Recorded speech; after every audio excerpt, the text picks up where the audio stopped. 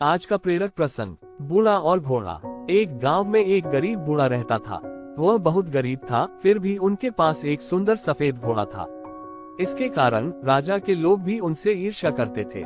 उसे उस सफेद घोड़े को बेचने के लिए राजा के तरफ से अच्छी कीमत दी गई थी। लेकिन बूढ़ा आदमी यह कहते हुए मना कर देता था, यह मेरे लिए सिर्फ घोड़ा नहीं है, वो एक व्यक्ति और मेरा अच्छा दोस्त है। क्या आप किसी व्यक्ति या दोस्त को बेच सकते हैं?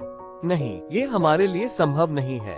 एक दिन सुबह जब वह खलिहान घर में गया तो उसने देखा कि घोड़ा वहाँ नहीं है। ये खबर गांव में जल्दी फैल गई और पूरा गांव उनके घर पर जमा हो गया। गांव वालों ने कहा, तुम मूर्ख बूढ़े हो। हर कोई उस घोड़े को पाना चाहता था। सभी जानते थे कि किसी दिन ये घोड़ा चोरी हो जाएगा। आप उस घोड़े को अच्छी कीमत पर बेच सकते थे, फिर भी आपने उसे रखा। अब घोड़ा चला गया है, यह आपका दुर्भाग्य है। बूढ़े आदमी ने जवाब दिया, सच तो यह है कि घोड़ा स्थिर नहीं है। बाकी सब कुछ जो तुम कहते हो वह एक फैसला है। आप कैसे जानते हैं ये दुर्भाग्य है या नहीं?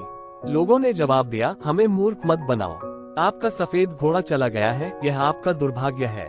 गांव के लोग उस पर हंसे और चले गए। उन्होंने कहा कि वह पागल है। वह उस घोड़े को बेच सकता था और गरीबी में जीने की वजह एक बेहतर जीवन जी सकता था। कुछ दिनों के बाद सफेद घोड़ा जंगल से वापस आया। उसके साथ कुछ और जंगली घोड़े भी आए। गांव के लोग फिर उनके घर पर इकट्ठा हो गए और बोले, आप सही थे, ये दुर्भाग्य नहीं बल्कि आशीर्वाद है। अब आपके पास और भी सुंदर घोड़े हैं, आप उन्हें प्रशिक्षित कर सकते हैं और बेच सकते हैं। बूढ़े ने उत्तर दिया, फिर से आप बहुत दूर जा रहे हो। बस आप ये कहें कि घोड़ा वापस आ गया है और अधिक घोड़ों का होना एक आशीर्वाद है। ये केवल एक टुकड़ा है, एक दिन ये भी गुजर जाएगा। इस बार गांव के लोग चुप रहे। बूढ़े आदमी के इकलौते बेटे ने घोड़ों को प्रशिक्षित करना शुरू कर दिया। कुछ दिनों के बाद उन जंगली घोड़ों को प्रशिक्षण देने के दौरान बूढ़े का बेटा घोड़े से गिर गया और उसके पैर टूट गया। इस बात को सुनकर गांव के लोग इकट्ठे हो गए और बोले, आप ठीक कह रहे थे, अधिक घोड़े होना कोई आशीर्वाद नहीं है। अब तुम्हारा बेटा इससे घायल हुआ है। इस बुढ़ापे में अपने अपाहिज बेटे का क्या करोगे? बूढ़े ने उत्तर दिया, इतनी दूर मत जाओ, इतना ही कहो कि मेरे बेटे की टांग टूट गई है। कौन जानता है कि ये दुर्भाग्य है या आशीर्वाद? किसी को नहीं मालूम। एक महीने बाद युद्ध के कारण गांव के सभी युवाओं को सेना में भर्ती होने के लिए मजबूर होना पड़ा। इसीलिए युवाओं के माता पिता और गांव के सभी लोग रो रहे थे। गांव के लोग बूढ़े आदमी के पास आए और कहा, हमारे बेटे हमेशा के लिए चले गए। आपके बेटे की चोट लगना वरदान साबित हुई है। कम से कम वह जिंदा है और आपके साथ रह रहा है।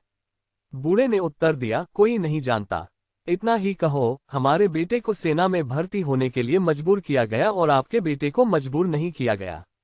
लेकिन कोई नहीं जानता यह आशीर्वाद है या दुर्भाग्य है, केवल भगवान जानता है। शिक्षा। मित्रों, हमें किसी भी स्थिति का न्याय केवल उसी से नहीं करना चाहिए जो हम देखते हैं। हम कभी यह नहीं जानते कि आगे क्या होने वाला है। सदैव प्रसन्न रहिए, जो प्राप्त है पर्याप्त है। जिसका मन मस्त है उसके पास समस्त है। शुभ वंदन। अगर आपको ये कहानी अच्छी लगी हो प्लीज मेरे चैनल को सब्सक्राइब करना न भूले। जय श्री कृष्ण। धन्यवाद।